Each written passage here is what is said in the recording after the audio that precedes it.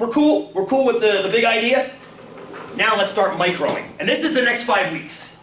The micro analysis of each of the tests. So the next question, of course, maybe you're thinking of is what the hell test did they do?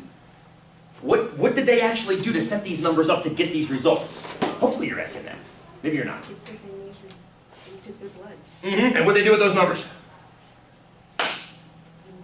Put them together into what? I love this. Elizabeth's already got. They took their blood measures. I'm assuming they have some kind of a concentrated precision instrument. They can draw blood and get a platelet count. I'm assuming, right? So let's say you get platelet counts of 8, 10, 15, 16, 17, 22. What do you do with those? What do you do with them? Plot them. Plot them. Good. Plot them. Next. Love this. Keep going. Compare the results. How? If you have collected a bunch of data, put it all together, you're going to see a trend. Okay, you guys are telling me what to do. You're telling me what to do. You're looking for a central trend of an effect.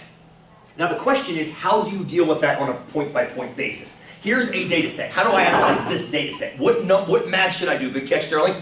What math should I do to this data set? How is this data set different than this? It's the question that you guys got pissed off with on the exam. When you have discrete data versus continuous data, how do you deal with it differently? Remember how we had z intervals and t intervals? Well, you also have z-tests and t-tests. It's all what you do to the numbers to get the p-value result that you get. Does that make sense? That's where I'll start today, is when I start looking at that. And what I've done is I've created what I call a 10-step process for any hypothesis test. I used to teach this all as one big block of paragraph. And students would get it, kinda. And I discovered that if I can compartmentalize the process, it makes students happier. So I'm going to hand out a bunch of stuff to you today. First is a data sheet for the rest of the term. Now, I told the printer to print this two-sided. It did not. So grab 4. They are collated. Grab 4, and they're not numbered either, which really pisses me off. So grab 4, the top 4 when it comes to you. And this is all the data we're going to need, short of the data we'll collect in class, which we will do quite a bit of too. But this is all the data I've collected from sources for us to play with in class. This saves us the agony of having to go out and get our own data all the time. It also cheats a little bit because it makes you guys think that they will just fall into your lap all the time, which you definitely will not, but that's okay. Those of you who have taken or will take a research methods class will discover why even 10 weeks isn't enough. What you got, Aaron? Oh, that's just because that rag was up against it. It's wet.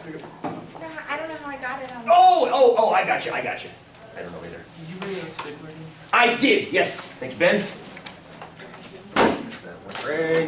Here we go, stapler. Check the staples in it. Plenty of staples. Here we go. Now, I'm also going to send around Sean's template for hypothesis testing. I'd say take like 5 of these right now. How many? You know what? Take 10 of them. You got plenty of these for not that many of you guys today. Take about 10 of these. We'll have one template for each hypothesis test that we do. Every one of those data sets I just handed you is going to have a test that goes along with it. We are going to have to look at the data and determine whether or not the claim that is implied is valid by testing. So we're going to have to look at a data set, discover what we think they were testing with that data set, and then test it. So it's different than the quiz you just did, because the quiz you just did shows you the end result. Red wine is, white wine is not. Now I'm going to give you one step back, which is here's the data they collected. What does it tell us? Does that make sense? You guys buying that? Good. What do you got back there, Chris? The data sheet's cool. We'll leave those here for everybody else. These are excellent. Put those here for now. These were done with. These were done with. Gainesville Sun. Gainesville Sun, baby. Omaha Water Music, less than Jake. Well, it's always fun to go back. It's always fun to leave again. Yes, exactly. It's always nice. It's always nice about home, right? So the first data set is extraordinarily simple, friends. It's extraordinarily simple. Suppose 12% of people, just read that bulleted point right there. The suppose 12% of people bulleted point. Go ahead and read that. When you get a chance.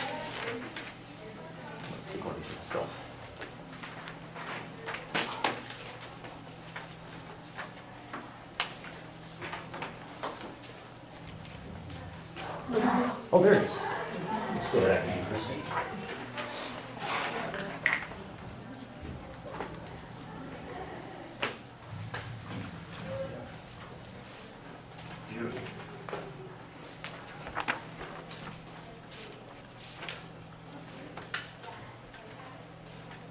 Okay, so it's just that first two sentences or three sentences there.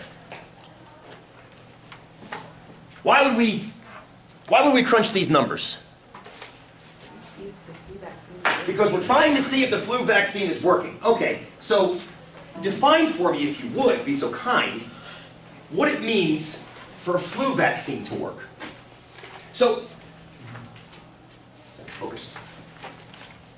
We're going to want these guys handy, I think, today. You want that answer statistically, or? I want it words and statistically. Thank you, Ben. I want it a couple different ways. So for starters, let's just do it conversationally and focusally.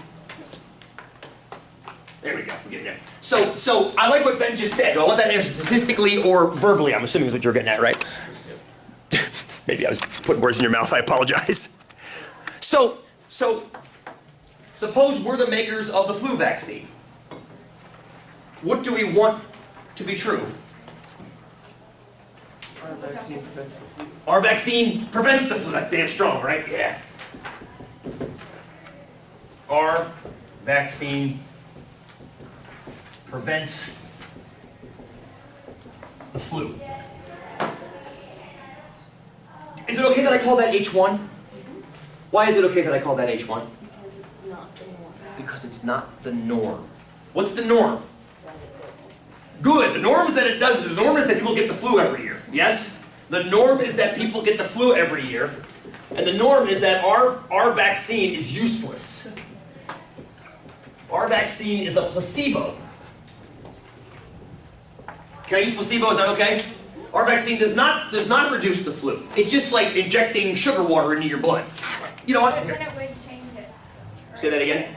But it won't affect the flu. It might affect something else in your body, inflecting sugar water. Let's say it a different way. Our vaccine does not prevent the flu. How's that, Aaron? Is that better? Yeah, because I think sometimes placebo still has. Oh, yes, placebo effect. Yeah. One of your data sets about 3 pages back tests the placebo effect using placebos as the experimental group. Fun study to play with. We'll play with that one in a couple weeks. Oh yeah. But the thing about placebo effect is it's hard to prove it for statistical significance and not just anecdotal results. If I say the difference between anecdotal and statistical significance, do you understand what I'm talking about? I think I told you my acupuncture story. I go to acupuncturists for allergies because for me it works. And my friends that are statisticians are like, I can't believe you go to acupuncturists for allergies. I'm like, why can't you believe that? Because there's never been a study that shows that it works. I'm like, but it works for me. But the studies don't show. I'm like, but it works for me. So why do I care about the studies? You see the difference? A statistical study is only shooting for an average of a population. An anecdote is only interested in you or me or you or her or him. That's why statistics falls apart with anecdote. They're two different worlds. One, it's almost the difference between an opinion and a fact. But the opinion is measurable because my allergies go away. It might be placebo.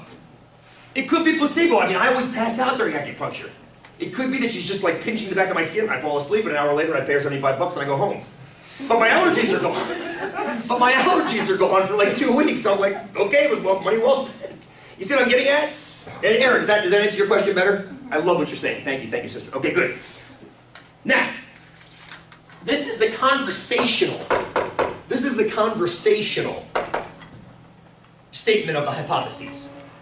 What I want to do, though, is I want to get now to turning that into numbers so we can actually convert these things. I like to think of a statistical test as like a sausage grinder.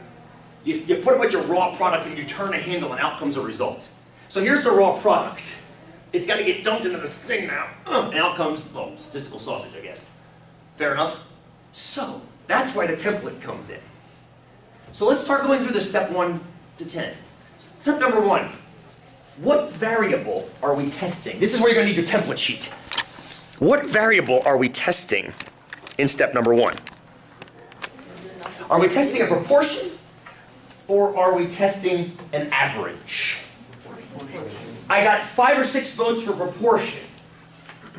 Convince me that we're testing a proportion and not an average. 2 results. You have flu or you don't have. Yes! It's clear to me that they have defined what the flu is by the result. Because they've told me that during a normal flu season, 12% of people get the flu. That's roughly 1 in 8 people, right? So they have told me with that statistic, or that, it's a parameter actually. They have told me with that parameter that 1 in 8 people get the flu every year. That means you either have it or you don't. You can't half have the flu. This is not a sliding scale. What they didn't do was ask for people on a pain scale of 1 to 10, how badly do you feel with what we call the flu? That's a different story, isn't it? They just said, do you have, it's an off or on, 1 or 0. Love it, thank you, sir. So it's definitely a proportion. And to reiterate that, look at the results of the test. They gave our vaccine out, and to 1,000 people, and 101 got the flu. That sounds decidedly discreet, doesn't it? That sounds decidedly discreet, because we gave the vaccine to a person, and either they did or didn't get the flu. Fair enough? Plenty of problems with experimental design. We have no idea what these folks were doing. Some of them may have been at risk, some of them might not have been at risk. Let's ignore that for now and focus only on the mechanics. If that's okay with you guys. Fair enough? Any questions or concerns at this point? Well said, my friends, well said. Okay, let's move on.